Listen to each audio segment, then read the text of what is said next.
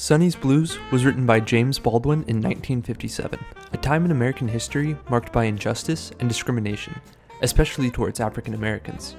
Sonny's Blues tells the story of two estranged brothers in Harlem. The first serves as the story's unnamed narrator and works as a high school math teacher. The other, Sonny, is a struggling jazz musician and former heroin addict recently released from prison. In trying to reconnect after Sonny's stint in jail, the brothers find a cavern of misunderstanding between themselves. It is not until the narrator watches Sonny play in a piano bar that he begins to understand his brother and the power of the music he has given his life to. The blues were more than just music in Baldwin's eyes. They were a catalyst that African Americans could use to free themselves from the pain and turmoil of the world they lived in. In his story, Sonny's Blues, James Baldwin reflects this idea with powerful imagery surrounding Sonny's concert and his music. Through these pieces of the story, Baldwin crafts a metaphor for music's ability to allow its creator to explore their suffering and transform it into something that can heal them. As the story nears its end, Sonny and his brother travel to the piano bar that Sonny frequented before his imprisonment. Here, the narrator describes both the street the two walk down and the club itself as dark. Baldwin uses darkness recurrently throughout the story to represent struggle and turmoil in the lives of his characters, such as the narrator's students, who are encompassed by two darknesses: the darkness of their lives, which was now closing in on them, and the darkness of the movies, which had blinded them to that other darkness.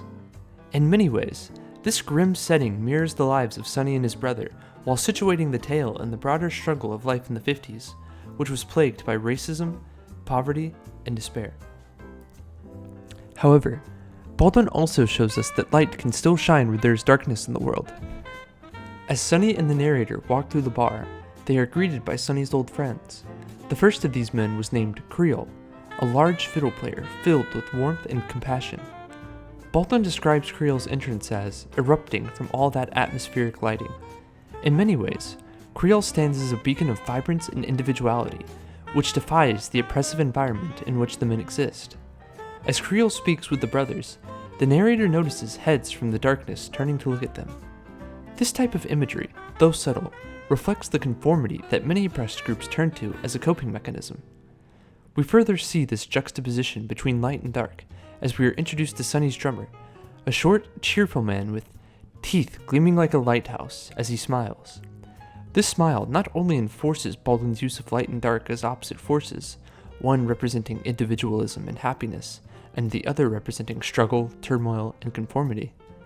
It presents light as a guiding beacon, guiding people away from the darkness they are entrapped in and towards something more freeing. As Sonny's band takes the stage, the narrator notices they are careful about not stepping into the light of the bandstand too suddenly, for fear they would perish in the flame if they did. Here, Baldwin acknowledges that with the light comes vulnerability. Sonny and his band must find balance between expressing their struggles and preventing themselves from standing out too much in a society plagued by oppression. Furthermore, it is not until these men step into the light that they can heal themselves from the pain caused by the darkness they are forced to live in. As Creole leads the band, their music becomes more than sound. It is a conversation between the four men, and a force that Creole uses to push Sonny into deep water. Baldwin uses this imagery to represent a place of vulnerability for Sonny, which, if traversed, can heal him through self-expression. As Baldwin uses it, the deep water is not a symbol of danger or hopelessness. It is a metaphor for diving headfirst into one's pain and confronting it so one might be liberated from it. Through his music, Creole encourages Sonny to enter this mental space and leave the safety of the shoreline. Yet another example of Baldwin saying one must leave one's comfort zone to find redemption and healing.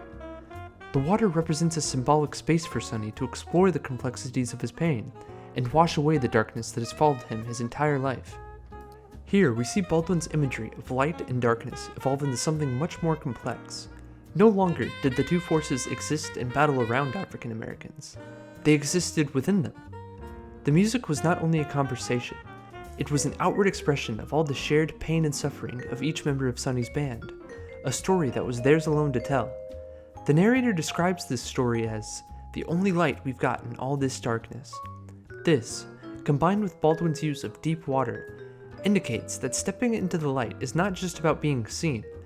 It is about plunging into the depths of one's soul and confronting the darkness they find there. In conclusion, James Baldwin's imagery in Sonny's Blues is a testament to the redemptive power of music. The deep water that Sonny must traverse shows how confronting one's suffering is essential to healing it. For Sonny, music is not simply an outlet of expression.